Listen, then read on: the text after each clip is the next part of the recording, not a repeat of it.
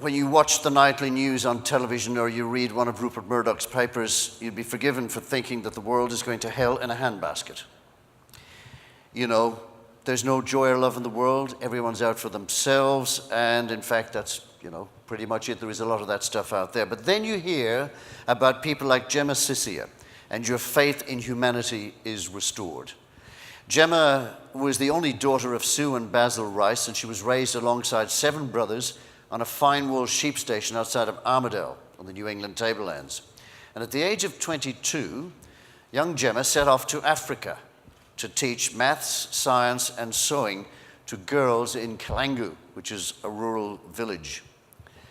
So this is a part of Africa where she saw how children, families, and communities were crippled by a lack of education. So on some land given to her by her father-in-law, Gemma set up a school which she called St Jude's.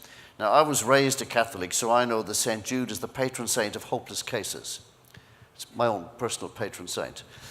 And now that was in 2002. And having begun with 3 students, today, Gemma's school provides an education for over 1,800 of the poorest children from the local region. Now, this remarkable woman with 4 children of her own joins us today to tell us her story. And she's also joined by a Maasai tribesman, Felix Mollel, who's worked at St Jude since 2005. You may have seen Felix walking about dressed in his traditional tribal garb. His story is also one of determination to become part of the team at St Jude. He had to fight for his education in a class of 240. His father sent him to a fee-paying school, and he paid the fees by taking photographs part-time, selling them, and paying for his school fees. So in he started in 2005 as a driver for the students in the school. In 2009, he was promoted to the role of visitor coordinator at St. Jude's. Now, in this role, he shows visitors from all over the world around the school. So, ladies and gentlemen, this is our final presentation. It is a remarkably uplifting story. Please welcome Gemma Sisia and Felix Mollel.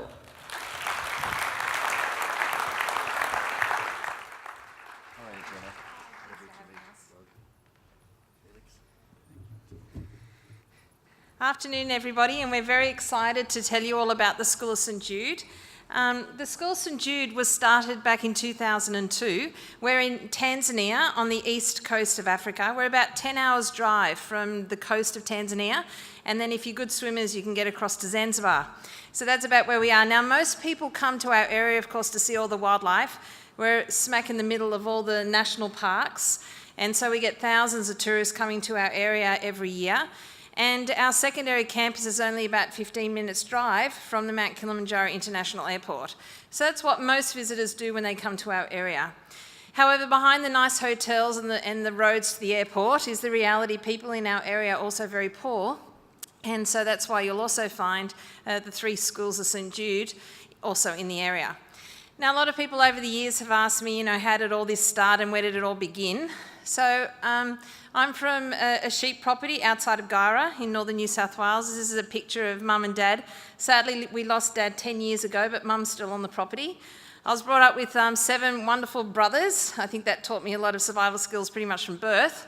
But that was my upbringing. After university, I worked as a volunteer teacher for a few years and loved it. But it was in a girls' private school. And like most private schools, the fees were quite hefty, so only really the upper echelons of society could send their daughters there.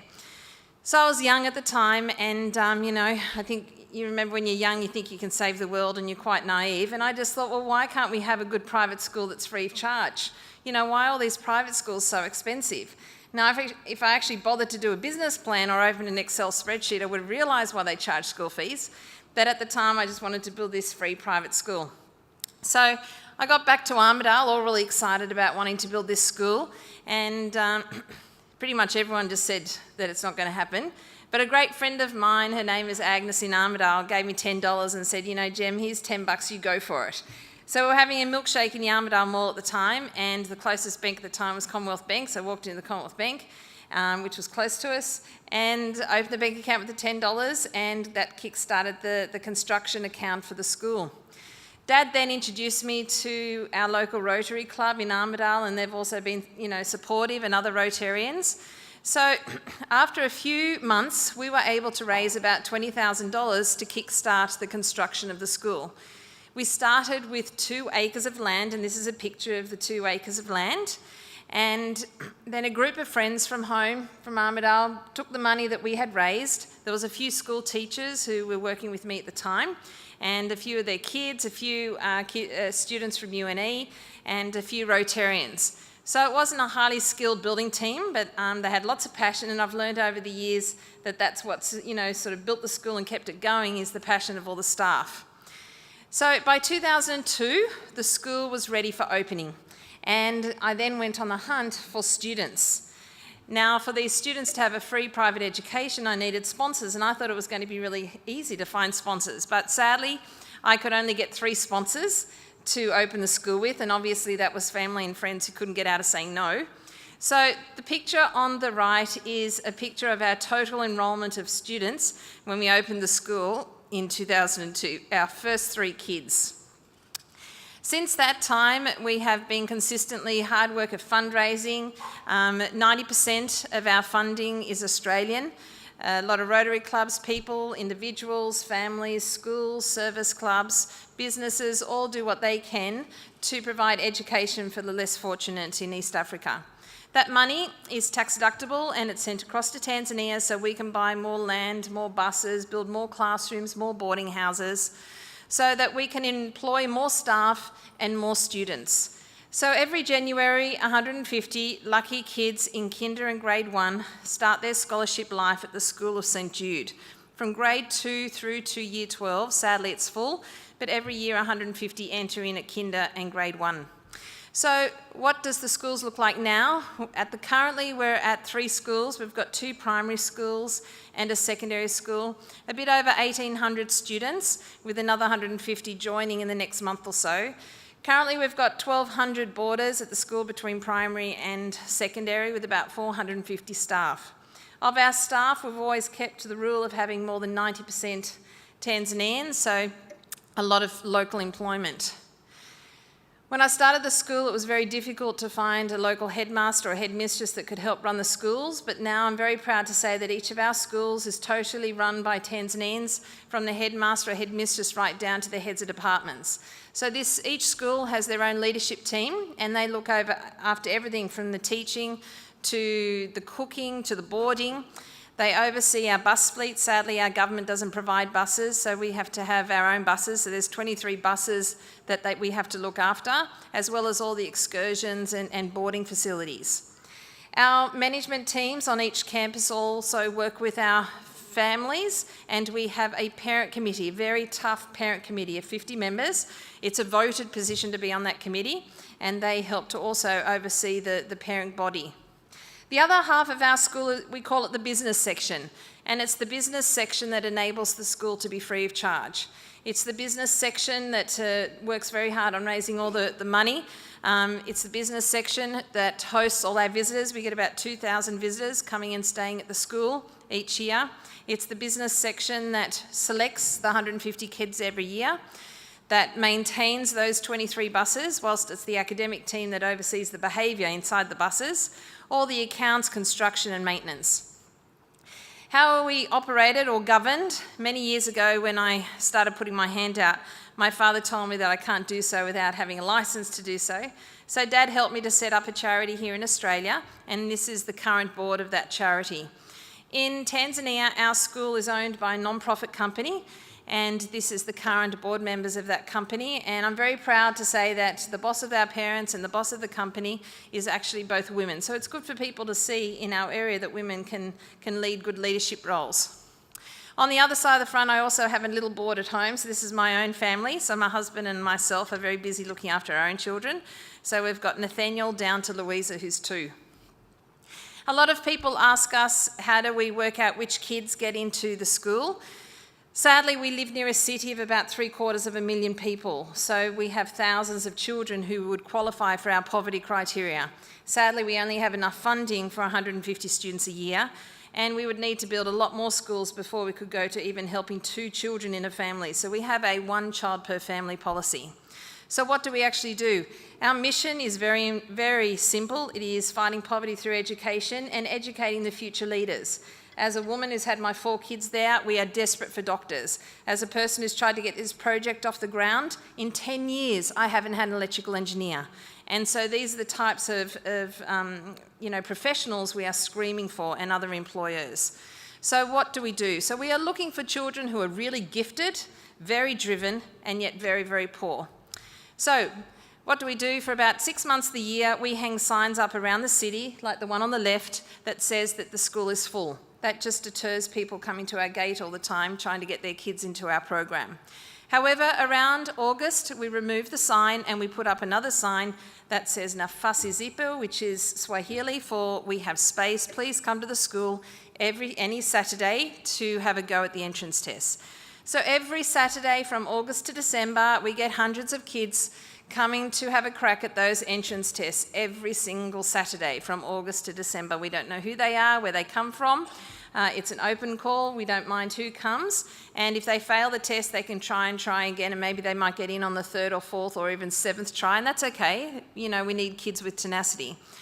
So first step is that we're looking for children who can read in their local language. Now, luckily, their local language uses the same alphabet as English. English is important in our area, but it's not in the government schools because the government cannot find teachers to teach English. However, we are in a high tourist area, so if you want to be a mountain guide or a safari guide, you need English. If you want to work in the hospitality industry, you need English. International aid organisation, English. If you want to go to secondary school, English. University, English.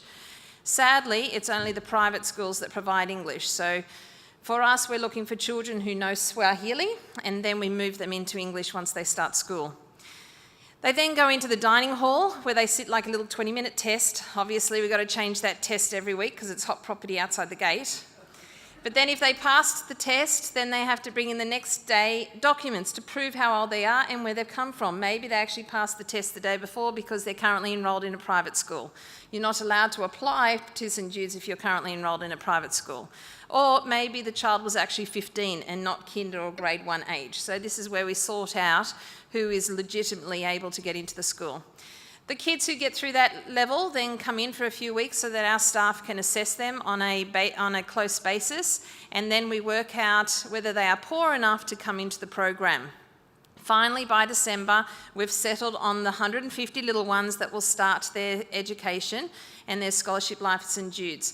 It's always very emotional for the parents and staff because it culminates months and months of hard work of fundraising and accounting and construction and employing just so another 150 kids can join the school. But it's not just the children who benefit. We have a lot of people outside who rely on our budget. This year, to run the 3 schools and the 2 boarding campuses, we need to raise about $6 million. So it's a lot of money that we need to raise. However, we have over 400 Tanzanian staff and all our suppliers are Tanzanian. And so the School of St Jude has supported the local community in a very direct and measurable way. And one of our employees is Felix, and because he loves cattle, he's Maasai, and because all of our children, I have lived in Tanzania for 13 years now, and I'm yet to meet a vegetarian. I thought it might be nice for you to meet someone from Tanzania who Australians have helped, because basically 90% of our funding is Australian. So, Felix, come and meet some more beef people. Thank you very much. My name is Felix Mollel. I'm happy to be here today because I'm representing the School of St Jude, but also when I was told that there's a beef conference, and then I asked what is beef conference, they say people, oh, I've got cows in Australia. I really wanted to come here to talk to you because we Maasai, we believe that all the cows in the world belong to the Maasai tribe. And I'm really surprised. I don't know how you got our cows. So I'm here today. I've got about 550 questions to ask you after this to tell me how you managed to steal our cows from Tanzania to here. But let me tell you a little bit about my story and also about our culture. When I was talking to somebody this afternoon outside there, he said that he would like to have more than one wife, but the Australian law does not allow a man to have more than one wife. And then I asked him he can come to Tanzania and join the Maasai tribe, because in Tanzania you can have more than one wife if you are a Maasai and if you are rich enough in terms of cows. But let me tell you first about my story at the School of St Jude. Okay, so this is myself here. We love cows. Cows are part of our life. Cows is everything. So you are respected in the Maasai society, in the Maasai tribe, if you have cows. So you can be a leader, you can be a chief if you have got enough cows. So I've been working at the School of St Jude for nearly 10 years. Started out as a bus driver. It was really, really hard to get a job at the School of St Jude, because when there's only one position at the School of St Jude, you might find more than 500 drivers around Arusha come at the school gate. Everyone would like to get a job because we have got a huge problem with unemployment in Tanzania. So I applied the job 6 times, and the 6th time I used about 4 different ways just to make sure. I used every trick in the world to make sure I get a job. And finally, I got a job as a bus driver in 2005. But I was very determined to work my way up. I was learning English very hard, because when I started job at the School of St Jude, I could not speak English at all. So I learned English, working hard, and the students were teaching me English when I was a bus driver. And when I was a bus driver, sometimes the students were teaching me English and they were giving me homework before they go home. So I was collecting papers from different students. I go home, I work hard, I read, and then the next day I give them back the papers. So that is how I learned English. In 2009, I was promoted to work in the office as a visitor coordinator. At the School of St Jude, we've got a visitor team who look after visitors. We get around 500 visitors around the world who come to visit our school, and most of them are Australians.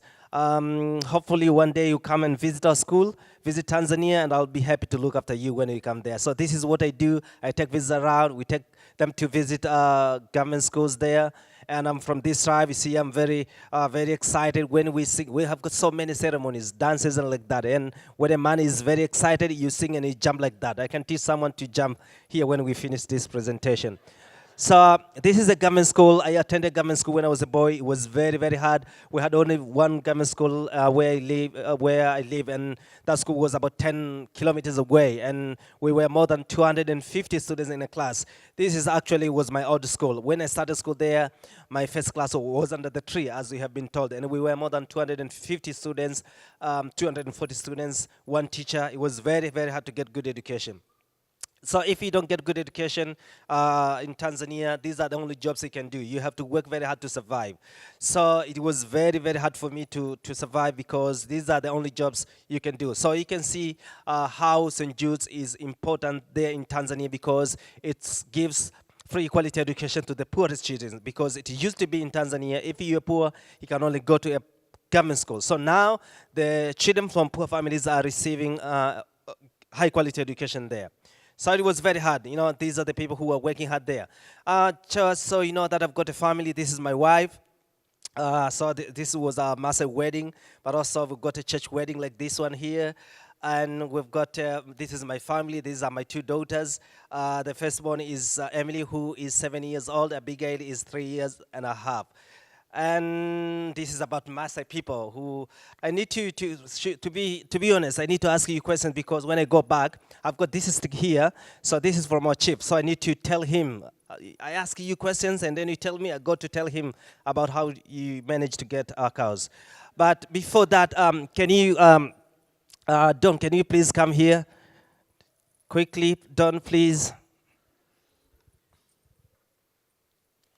So what I'm going to do, because we've got cows here, I need to quickly appoint a leader, a chief here. So who is going to look after cows? Will it fit? I hope so.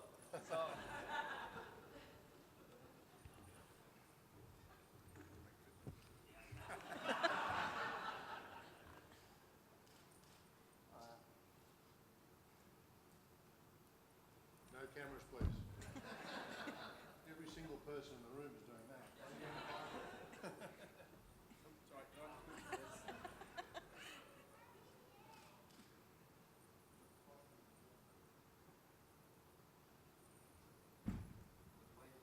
Okay, so this is going to be your chief.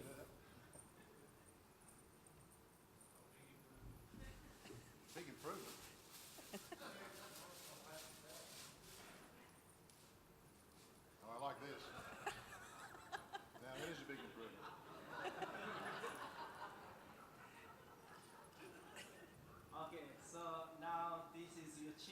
Australia.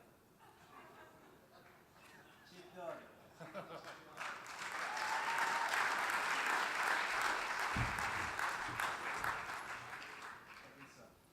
Okay, can you take a picture for me to take to our chief day in Tanzania? That will go to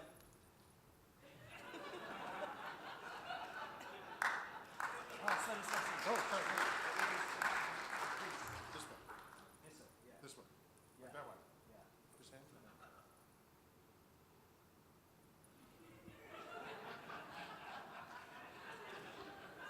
Why are you laughing? Okay, thank you very much. And you please listen to Don because he is a chief and he'll make sure that all the cows are safe here until I tell, because I'll ask him questions and I need to tell our chief there in Tanzania that how you got our cows.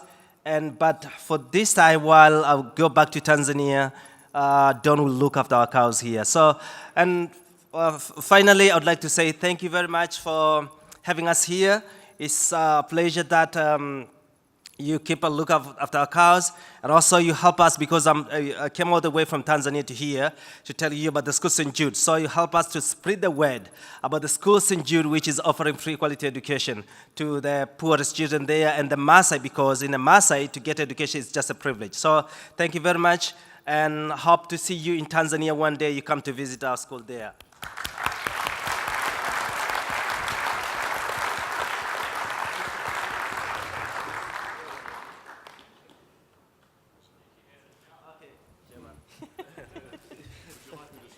Yeah, I think the two chiefs should sit on the chairs in the front. So we'll continue on with what's next. What's next? We'll probably get a visitor next year to Tanzania. But the other exciting news is the children that we started the school with back in 2002 are actually in Year 12 this year. So we're almost at the end of the cycle. So at the moment, the children are working on, thinking about what they're going to do after they finish Year 12. So they're working on what they're wanting to do with their careers and going to which university. Now, the only reason why our children can even think about what they're wanting to do after Year 12, or their even ability to even get to Year 12, because most children only get to the end of primary school, is because of all the financial sacrifices of our sponsors and donors here in Australia, as well as all the work on the ground. And so we believe that our children need to do for others for a year like we've been doing for them for the last 13 years. Sadly, in Tanzania, in the government system, we are screaming and really, really need teachers, especially maths science teachers. Sadly, in northern Tanzania, we have about 47,000 teachers in shortage across the government schools, so much so that many of the government schools don't even have maths or science teachers. On the other side of the coin, most of our Year 12 students are taking maths-science combinations. And so we have made an agreement with the government. This man in the middle is the boss of all the schools in northern Tanzania. He has over 3,000 schools. And we are going to be giving him maths science teachers for a year after Year 12. So once our kids finish Year 12, they then work in the government system. As teachers, he wants them teaching in his schools because he doesn't even have 1 or 2 maths science teachers. So we're very excited that in coming years we'll be able to feed 150 teachers into the government system every single year. Meanwhile, we'll continue taking in 150 little ones into our kinder and grade 1 year level, like Ines. Ines just started this year and she's in kindy this year. We'll continue to work with Rotarians around the world, and we'll also continue to have a good relationship with our government. So the man in the middle is Mr. Kikwete. He's the president of Tanzania. He loves the School of St Jude. We have a really good relationship. So that at the moment and up to now, we've always had complete control as to who we enrol and who we employ. We'll continue to welcome visitors to the school, so I hope in years to come, many of you will be able to come and visit the school. We do have accommodation there for about 30 or so rooms at the school. You get your own bed and toilet and shower and a little mozzie net. You just don't walk out into a nice foyer with soft music and a fountain. You just walk out into the playground. But you're more than welcome to come and visit, and if you come and visit, Felix will help, show you around the school. This is a copy of our website, and you can go to our website to find any sort of information and videos. But in your bags that you were given when you registered for your conference, there is a DVD in the bags, and that DVD has some documentaries about the school if you wanted to watch it at home. And also outside, we've got some books if anyone would be interested to know about the history of the school and some other merchandise. But I just wanted to say thanks again for having us here. I can tell you that Tanzanians love beef, and and we're lucky that where we are, beef is not that very expensive, but it's also very tough, isn't it, Felix? So you have to boil it for like 3 years before you can eat it. But we're very lucky where we are because the Maasai produce so many cows. We can get a lot of cows where we are. So it actually only costs about $20 per child to feed them enough meat per year. $500 feeds enough meat for a whole class for a year. So if anyone wants to start a business in Tanzania, well, you won't meet any vegetarian in the entire country there. Actually, probably all of Africa. But thanks very much for having us here, and we are very honoured to tell you about the School of St Jude. And yeah, thank you very much.